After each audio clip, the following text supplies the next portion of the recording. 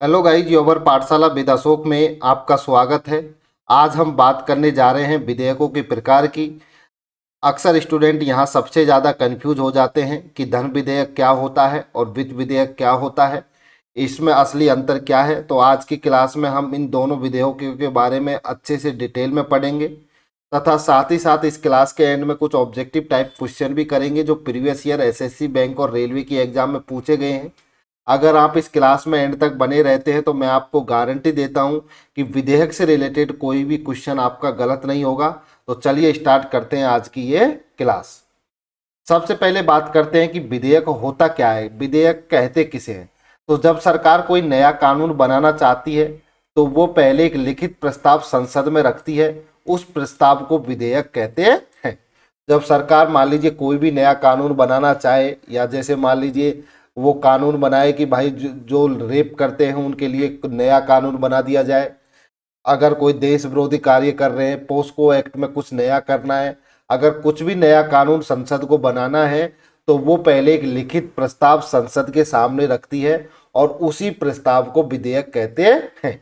यानी कानून बनने से पहले वो विधेयक कहलाता है और जब वो संसद से पास हो जाता है तो वही क्या क्या बन जाता है, कानून या एक्ट बन जाता है। तो जो कानून बनने से पहले जो एक लिखित प्रस्ताव संसद में रखा जाता है उसको विधेयक बोला जाता है, या इंग्लिश में उसको बिल बोलते हैं। लेकिन जब वो संसद से पास हो जाता है तो वो बिल क्या बन जाता है, कानून या एक्ट बन जाता है। तो विधेयक क्या होता है, जब सरकार कोई नया कानून बनाना चाहती है तो वो पहले एक लिखित प्रस्ताव संसद में रखती है, उस प्रस्ताव को विधेयक कहते हैं। कानून बनने से पहले वो विधेयक कहलाता है, लेकिन जो वो संसद से पास हो जाता है और राष्ट्रपति उस पर अपना साइन कर देते हैं तो वो कानून क्या बन जाता, वो विधेयक क्या बन जाता है, कानून या एक्ट बन जाता है। तो सबसे पहले सरकार या सांसद संसद में प्रस्ताव लाते हैं, उस पर संसद में चर्चा होती है, फिर उस पर मतदान होता है, दोनों सदनों से पास होने के बाद राष्ट्रपति हस्ताक्षर करते हैं, फिर वह कानून बन जाता है। तो कोई भी विधेयक या बिल होता है तो उसको सरकार या सांसद होती है उसको संसद में लाते हैं, संसद में उसके लिए प्रस्ताव लाते हैं, उस पर संसद जिसमें लोकसभा और राज्यसभा होती है उसमें चर्चा होती है, फिर उसके बाद उस पर मतदान किया जाता है। और जब दोनों सदनों से वो मतदान के द्वारा अगर उसको बहुमत साबित हो जाता है और जब वो दोनों सदनों से वो कोई भी विधेयक या बिल पास हो जाता है तो राष्ट्रपति के पास हस्ताक्षर के लिए जाता है, और जब राष्ट्रपति उस पर हस्ताक्षर कर देते हैं तो वो कानून या एक्ट बन जाता है। जैसे मान लो सरकार नया नियम बनाना चाहती है कि सभी स्कूलों में डिजिटल शिक्षा अनिवार्य होगी, तो पहले वो इसका एक ड्राफ्ट तैयार करेगी, फिर संसद में उसको क्या करेगी, पेश करेगी। जब तक वह पास नहीं होता वह विधेयक कहलाता है, और जैसे ही वो संसद से पास होकर के राष्ट्रपति का उस पर साइन हो जाता है तो वो कानून बन जाता है। तो सरकार अगर मान लीजिए डिजिटल शिक्षा अनिवार्य होगी ऐसा कुछ कानून लेके आ रही है तो वो पहले उसको ड्राफ्ट तैयार करके उस बिल को संसद में लेके आएगी, उसे संसद में पेश करेगी। जब तक वो संसद से पास नहीं हो जाता तब तक वो विधेयक होता है, लेकिन जब वो संसद से पास हो जाता है और उस पर अपना राष्ट्रपति साइन कर देता है तो वो क्या बन जाता है, कानून या एक्ट बन जाता है। तो विधेयक का कानून बनने की प्रक्रिया में पहले विधेयक को प्रस्तुत किया जाता है, वो लोकसभा के द्वारा पारित होता है, राज्यसभा के द्वारा पारित होता है, फिर राष्ट्रपति के द्वारा क्या मिलती है, उसको स्वीकृति मिलती है, और जब राष्ट्रपति के द्वारा उसको स्वीकृति मिल जाती है तो वो बिल क्या बन जाता है, कानून बन जाता है। तो विधेयक से कानून बनने की प्रक्रिया क्या होती है, विधेयक को संसद में प्रस्तुत किया जाता है, पहले दोनों सदनों लोकसभा और राज्यसभा से उसको पारित किया जाता है। जब वो दोनों सदनों से पारित हो जाता है तो राष्ट्रपति उस पर अपनी स्वीकृति देता है या उस पर हस्ताक्षर करता है, और जब राष्ट्रपति उस पर स्वीकृति या अपना हस्ताक्षर करता है उसके बाद वो विधेयक क्या बन जाता है, कानून बन जाता है। अब बात करें भारतीय संसद में विधेयक कितने प्रकार के होते हैं, तो ये फिक्स नहीं है कि विधेयक 6 प्रकार के होते हैं, मोस्टली 4 प्रकार के विधेयक माने जाते हैं। एक साधारण विधेयक, धन विधेयक, वित्त विधेयक और संविधान संशोधन विधेयक। मोस्टली 4 प्रकार के होते हैं, लेकिन उनमें 2 और ऐड कर दिए जाते हैं, एक सरकारी विधेयक और एक निधि सदस्य विधेयक। सरकारी विधेयक वो होते हैं जो मंत्री द्वारा, और निधि सदस्य वे होते हैं जो किसी मंत्री के अलावा किसी सांसद के द्वारा पेश किया जाता है। तो भारतीय संसद में कई प्रकार के विधेयक होते हैं, मोस्टली 4 प्रकार के होते हैं, लेकिन हम इनको 6 प्रकार भी मान सकते हैं। इसमें आप कंफ्यूज मत होइए, एग्जाम में ऐसा नहीं पूछा जाता कि भारतीय संसद में कितने प्रकार के विधेयक होते हैं। बस ये याद रखिए कि विधेयक के टाइप कौन कौन से होते हैं। तो विधेयक एक साधारण विधेयक होता है, एक धन विधेयक होता है, एक वित्त विधेयक होता है, एक संविधान संशोधन विधेयक होता है, एक सरकारी विधेयक होता है और एक निजी सदस्य विधेयक होता है। तो सबसे पहले हम बात करेंगे साधारण विधेयक की। किसकी बात करते हैं? साधारण विधेयक की बात करते हैं कि साधारण विधेयक कहते किसे हैं और ये किस तरह से पारित होता है। तो साधारण विधेयक वह विधेयक होता है जो कर, बजट या सरकारी धन से सीधे संबंधित नहीं होता। ना तो वो टैक्स से संबंधित है, ना वो बजट से संबंधित है, और ना ही वो सरकारी धन से संबंधित होता है। ये सामान्य विषयों पर कानून बनाने के लिए जाता है। अगर दूसरे शब्दों में बात की जाए तो जो विधेयक धन विधेयक या वित्त विधेयक की श्रेणी में नहीं आते वो साधारण विधेयक कहलाते हैं। तो साधारण विधेयक वह विधेयक होता है जो कर, बजट या सरकारी धन से सीधे संबंधित नहीं होता। ये सामान्य विषयों पर कानून बनाने के लिए लाया जाता है। अगर दूसरे शब्दों में बात की जाए, सरल शब्दों में, तो जो विधेयक धन विधेयक और वित्त विधेयक की श्रेणी में नहीं आता उसी को ही साधारण विधेयक कहते हैं। तो साधारण विधेयक को हम किसी भी सदन में विधेयक पेश किया जाता है, उस पर चर्चा होती है, फिर उस पर मतदान कराया जाता है, और जब दोनों सदनों से पारित होने के बाद इसे राष्ट्रपति के पास भेजा जाता है, और जब राष्ट्रपति की स्वीकृति मिल जाती है तो वो क्या बन जाता है? कानून बन जाता है। अगर दोनों सदनों में मतभेद हो जाए तो संयुक्त बैठक भी बुलाई जा सकती है। तो इस जितने विधेयक होते हैं सब में सेम प्रक्रिया होती है कि किसी भी सदन में विधेयक पेश किया जा सकता है, लेकिन इसमें एक जो मोस्टली जो मनी बिल है, जो हमारा धन विधेयक है, वो कहाँ पेश किया जाता है? लोकसभा में ही पेश किया जाता है। लेकिन जो साधारण विधेयक होता है उसको हम किसी भी सदन में पेश कर सकते हैं, उस पर चर्चा होती है, मतदान कराया जाता है, एक सदन से पास होने के बाद दूसरे सदन में जाता है, और जब दोनों सदनों से वे पारित हो जाता है तो राष्ट्रपति के पास में भेजा जाता है, और राष्ट्रपति की स्वीकृति मिलने पर वो कानून बन जाता है। अगर दोनों सदनों में मतभेद हो जाए, मतभेद होने का मतलब कि वो उसको पास ही नहीं कर रहा हो एक सदन, तो उस टाइम पे क्या है? संयुक्त बैठक भी बुलाई जा सकती है। अब ये संयुक्त बैठक क्या होती है? तो इसका जो संविधान के आर्टिकल 108 में लिखा हुआ है। जब हम संयुक्त बैठक के बारे में अलग से एक क्लास लेंगे, उसमें बताएंगे कि संयुक्त बैठक होती क्या है, बुलाई किसके द्वारा जाती है और इसकी अध्यक्षता कौन करता है। वहाँ पे डिटेल में अच्छे से पढ़ेंगे। बस यहाँ पे ये याद रखिए, अगर साधारण विधेयक में दोनों सदनों में मतभेद हो जाए तो संयुक्त बैठक बुलाई जा सकती है। जैसे मान लीजिए सरकार सड़क सुरक्षा के नियम सख्त करना चाहती है, तो इसके लिए वह प्रस्ताव संसद में लाया जाएगा, वह साधारण विधेयक कहलाएगा, क्योंकि वह सीधे कर या बजट से संबंधित नहीं है। तो जैसे मान लीजिए सरकार है, वो सड़क सुरक्षा के जो नियम है उनको वो स्ट्रिक्ट करना चाहती है, सख्त करना चाहती है, तो इसके लिए जो प्रस्ताव संसद में लाया जाएगा वो साधारण विधेयक कहलाएगा, क्योंकि ये ना तो सीधे कर या बजट से संबंधित नहीं है। तो जो विधेयक सरकारी धन, कर या बजट से संबंधित नहीं होता और सामान्य विषयों पर कानून बनाने के लिए लाया जाता है उसे साधारण विधेयक कहते हैं। तो अभी हमने साधारण विधेयक के बारे में बात की, अब बात करते हैं धन विधेयक की। किसकी बात करते हैं? धन विधेयक की।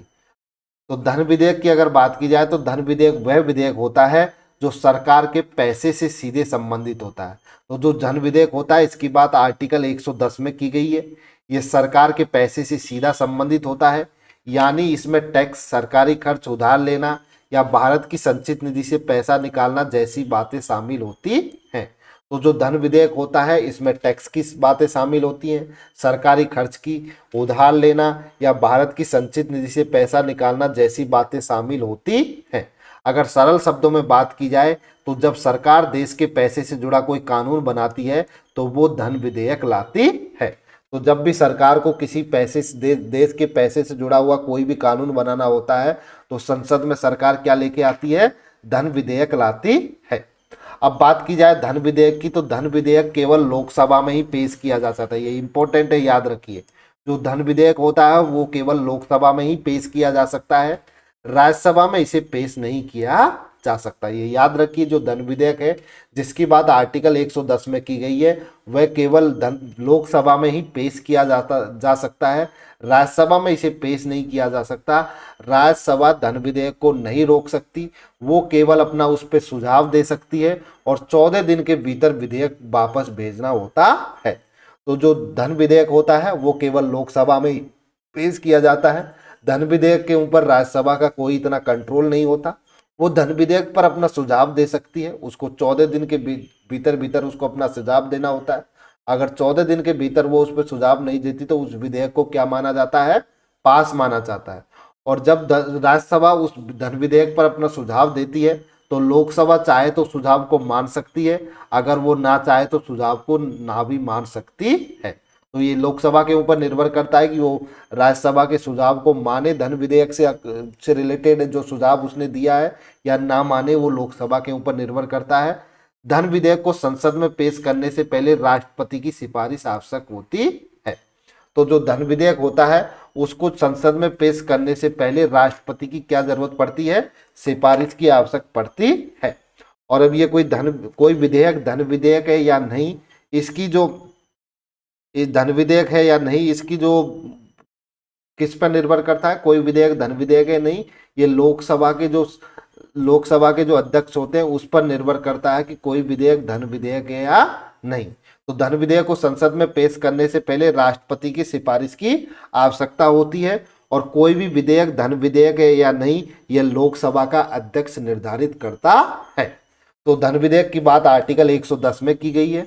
धन विधेयक के अंदर सरकार टैक्स की बात करेगी, सरकारी खर्च की बात करेगी, उधार लेने या भारत की संचित निधि से पैसा निकालने की जब किसी विधेयक में बात की जाएगी तो वो विधेयक धन विधेयक कहलाता है। क्योंकि जो धन विधेयक होता है वो सरकार के देश के पैसे से जुड़े हुए कानून से संबंधित होता है। तो धन विधेयक के लिए लोकसभा पावरफुल होती है, राज्यसभा इसके लिए इतना पावरफुल नहीं होती।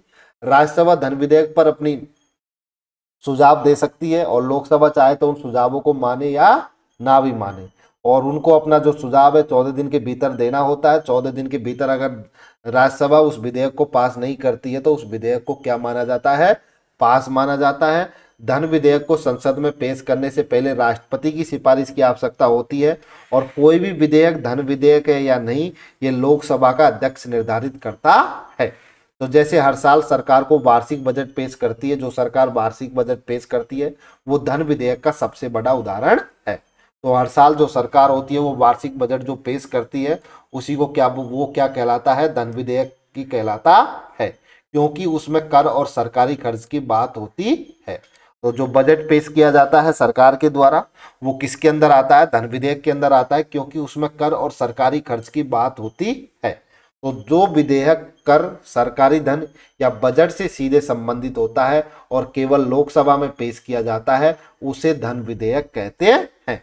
तो जो विधेयक कर, सरकारी धन या बजट से सीधा संबंधित होता है और उसको केवल लोकसभा में ही पेश किया जाता है उसे धन विधेयक कहते हैं। अब बात करते हैं वित्त विधेयक की। हमने साधारण विधेयक, धन विधेयक के बारे में पढ़ा, अब हम बात करते हैं वित्त विधेयक की। तो जो वित्त विधेयक है वो हमारे संविधान के आर्टिकल 117 में दिया गया है। तो जो वित्त विधेयक के बारे में जो हमारा संविधान का आर्टिकल 117 है उसमें बात की गई है कि वित्त विधेयक होता क्या है। तो वित्त विधेयक वह विधेयक होता है जो सरकार की आय, इनकम, एक्सपेंडिचर से संबंधित होता है, लेकिन वो पूरी तरह धन विधेयक नहीं होता। तो वित्त विधेयक वह विधेयक होता है जो सरकार के इनकम और एक्सपेंडिचर से संबंधित होता है, लेकिन वो पूरी तरह से क्या नहीं होता, धन विधेयक नहीं होता है। इसमें पैसे से जुड़ी बातों के साथ साथ कुछ अन्य प्रावधान या रूल्स भी हो सकते हैं। तो इसमें पैसे से जुड़ी हुई बात तो होती है, लेकिन उसके साथ साथ इसमें क्या होते हैं, अन्य प्रावधान तथा रूल भी हो सकते हैं जो वित्त विधेयक होते हैं। तो सरल शब्दों में अगर बात की जाए तो जो विधेयक पैसों से जुड़ा हो लेकिन आर्टिकल 110 के तहत शुद्ध धन विधेयक की श्रेणी में ना आए उसे वित्त विधेयक कहते हैं। तो जो विधेयक शुद्ध धन विधेयक जो आर्टिकल 110 में कहा गया है उसकी श्रेणी में नहीं आता है, लेकिन वो पैसे से जुड़ा हुआ है, उसमें कुछ नए नियम भी हैं, उसके अंदर कुछ रूल्स भी हैं, तो उसी को क्या बोला जाता है, वित्त विधेयक कहा जाता है। तो इसको जैसे एग्जाम्पल के तौर पर मान लीजिए धन विधेयक होता है, वो केवल और केवल इन बातों पर होता है, टैक्स लगाना या हटाना, सरकारी पैसा खर्च करना, सरकार का कर्ज, भारत की संचित निधि से पैसा निकालना, यानी पूरा विधेयक सिर्फ पैसों पर ही घूमता है। तो जो हमारा धन विधेयक होता है वो पूरा का पूरा जो विधेयक होता है सिर्फ पैसों पर घूमता है। जैसे सरकार कहे इनकम टैक्स 10% से बढ़ाकर 12% कर दिया, तो बस यही लिखा हो और कोई नियम नहीं है, तो ये क्या है, धन विधेयक है। तो जब सरकार कहे कि हमने इनकम टैक्स को 10% से बढ़ा करके 12% कर दिया है, बस यही लिखा हुआ है विधेयक में, तो वो क्या कहलाएगा, धन विधेयक कहलाएगा, क्योंकि उसके अंदर कोई नियम नहीं है। लेकिन अगर वित्त विधेयक में भी पैसे की बात होती है, लेकिन उसके साथ साथ क्या होते हैं, कुछ और नियम भी जुड़ जाते हैं। जैसे एग्जाम्पल के तौर पे मान लीजिए सरकार कहे इनकम टैक्स 10% से बढ़ के 12% होगा और टैक्स चोरी करने पर नया दंड या नई प्रक्रिया लागू होगी। उन्होंने क्या कर दिया है, टैक्स चोरी करने पर नया दंड और नई प्रक्रिया लागू होगी। तो यहाँ पर बात टैक्स की बात हुई है, पैसे की बात हुई है, और टैक्स चोरी के नियम की बात हुई है, मतलब पैसे के अलावा भी कुछ बात हुई है। तो जब पैसे के अलावा भी कुछ बात होती है तो वो विधेयक क्या कहलाता है, वित्त विधेयक कहलाता है, धन विधेयक नहीं। तो जब किसी विधेयक में केवल धन की बात होती है, पैसे की ही बात होती है, उसके अलावा किसी नियम की बात नहीं होती, तो वो धन विधेयक कहलाता है। लेकिन जिस विधेयक में पैसे की तो बात होती है, उसके साथ साथ उसमें कुछ नियम होते हैं, नए नियम जोड़े जाते हैं या नियमों में बदलाव होता है, तो वो क्या कहलाता है, वित्त विधेयक कहलाता है। तो धन विधेयक और वित्त विधेयक में यही अंतर है। धन विधेयक में ओनली पैसे की बात होगी, कोई नियम की बात नहीं होती है। लेकिन जो वित्त विधेयक होते हैं उसमें पैसे की बात होती है और उसके साथ साथ उसमें नियम की भी बातें होती हैं। तो सामान्यतः वित्त विधेयक लोकसभा में ही प्रस्तुत किया जाता है, मतलब सामान्यतः लोकसभा में प्रस्तुत किया जाता है। वैसे हम इसको राज्यसभा में प्रस्तुत कर सकते हैं, ऐसा फिक्स नहीं है कि लोकसभा में प्रस्तुत करना है। लोकसभा में प्रस्तुत होने के बाद उस पर चर्चा की जाती है, सदस्य अपने सुझाव और संशोधन रखते हैं और फिर उस पर क्या कराया जाता है, लोकसभा में मतदान कराया जाता है। और जब वो लोकसभा से साधारण बहुमत से पारित हो जाता है तो उसको राज्यसभा में भेजा जाता है। तो राज्यसभा में भी उसमें सेम प्रक्रिया होती है, उस पर चर्चा की जाती है, सदस्य अपने सुझाव दे देते हैं और संशोधन रखते हैं, फिर उस पर राज्यसभा में क्या कराया जाता है, मतदान कराया जाता है।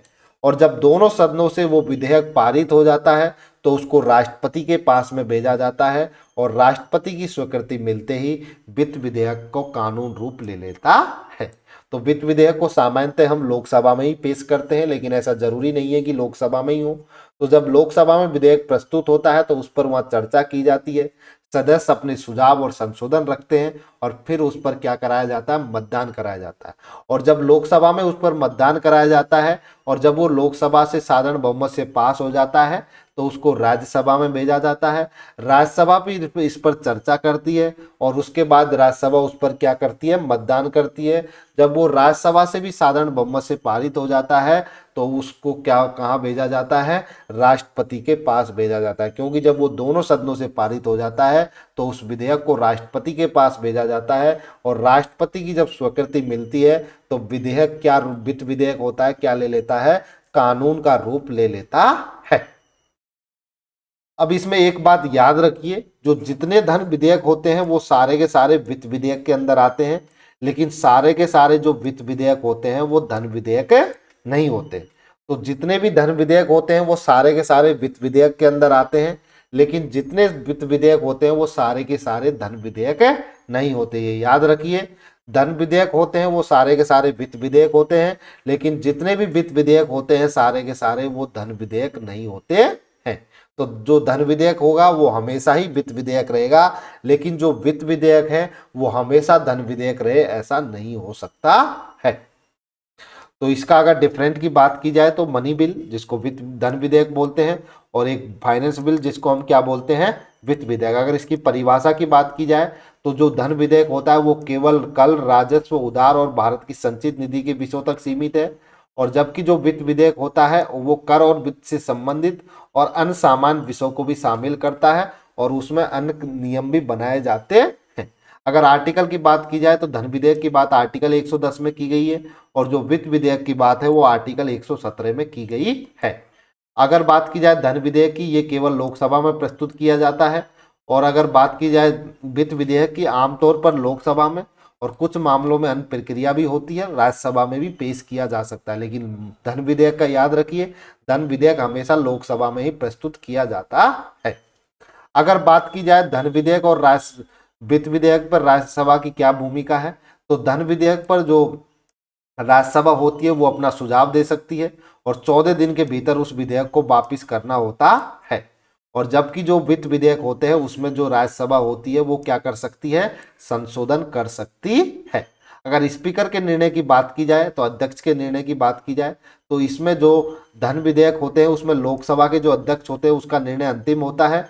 लेकिन जो वित्त विधेयक होते हैं उसमें ऐसा कोई प्रावधान नहीं है कि लोकसभा के अध्यक्ष का निर्णय क्या हो, अंतिम हो। लेकिन जो धन विधेयक होते हैं उसमें जो लोकसभा का अध्यक्ष होता है वही निर्धारित करता है कि कोई विधेयक है, धन विधेयक नहीं, अर्थात लोकसभा का स्पीकर का निर्णय अंतिम होता है कि कोई विधेयक धन विधेयक है या नहीं। तो अभी हमने साधारण विधेयक, धन विधेयक और वित्त विधेयक की बात की।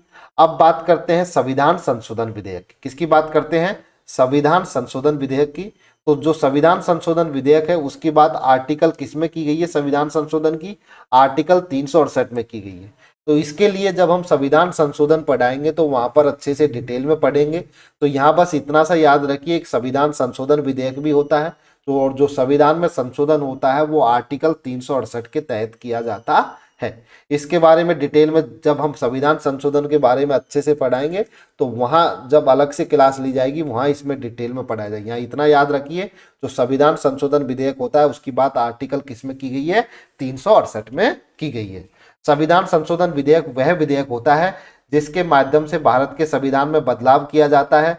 जब सरकार को लगता है कि समय के अनुसार संविधान के किसी प्रावधान में सुधार, परिवर्तन या नया प्रावधान जोड़ना आवश्यक है तो वह संविधान संशोधन विधेयक कहलाती है।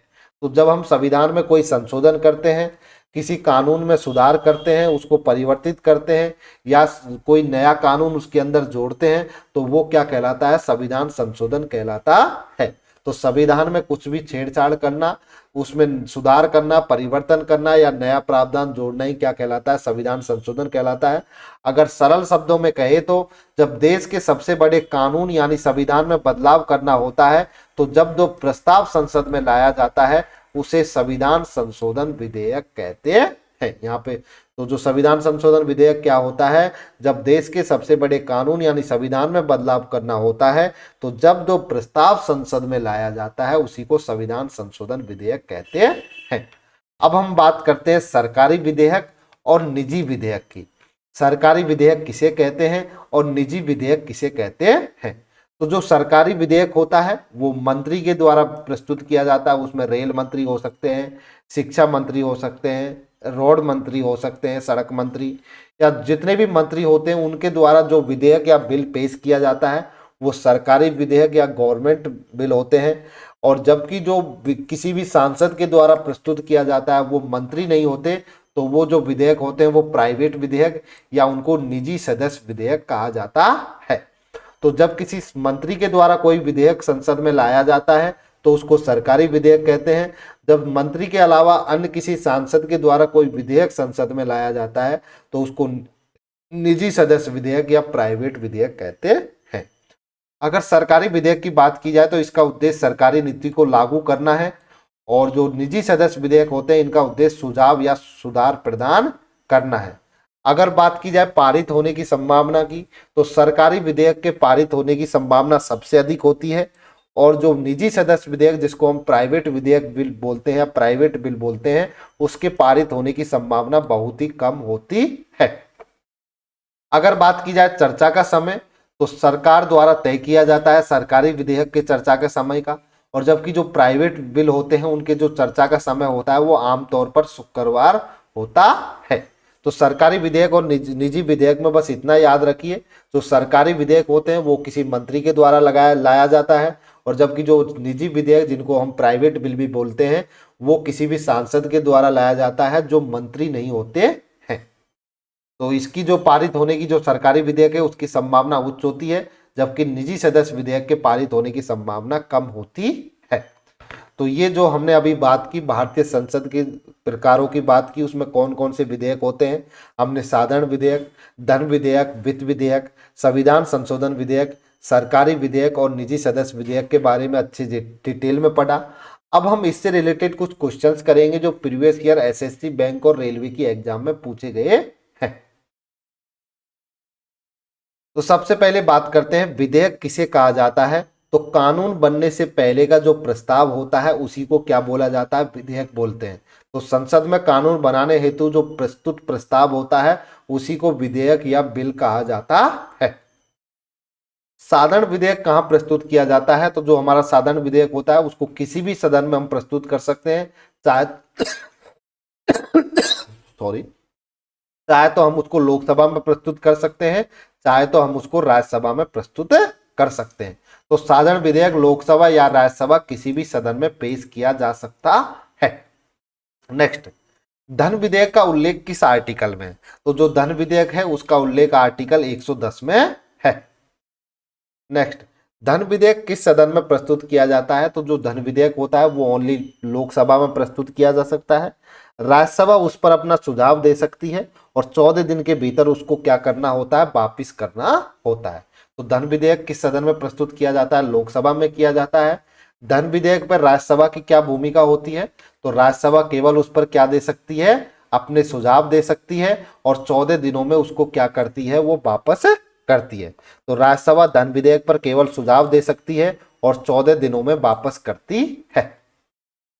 वित्त विधेयक को पारित करने के लिए किस बहुमत की आवश्यकता होती है। तो जो वित्त विधेयक होते हैं उनको पारित करने के लिए साधारण बहुमत की आवश्यकता होती है।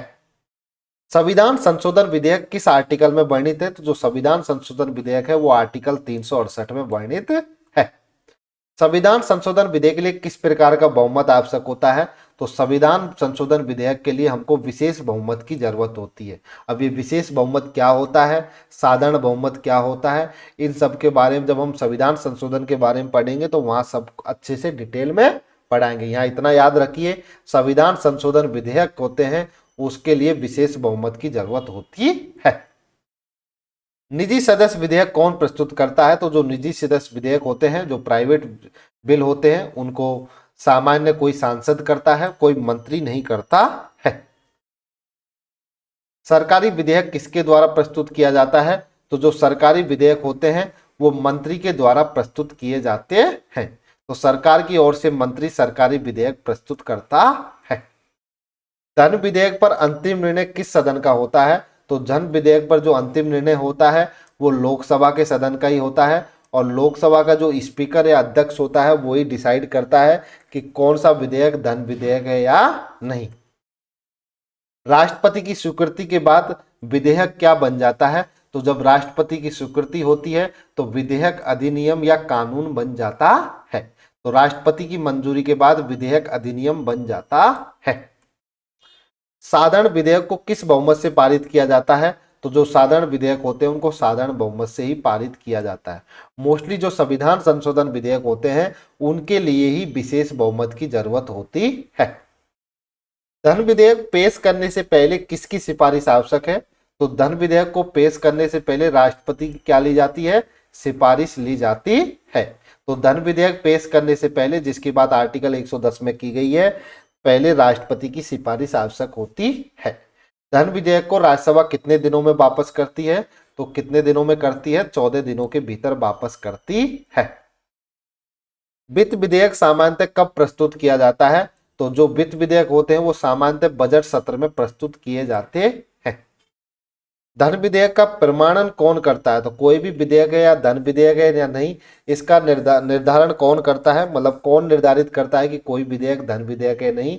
तो इसका निर्धारण लोकसभा अध्यक्ष के द्वारा किया जाता है।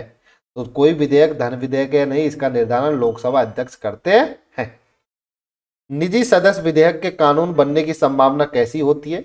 जो निजी सदस्य विधेयक जिनको हम प्राइवेट बिल बोलते हैं, इनके जो कानून बनने की संभावना बहुत ही कम होती है।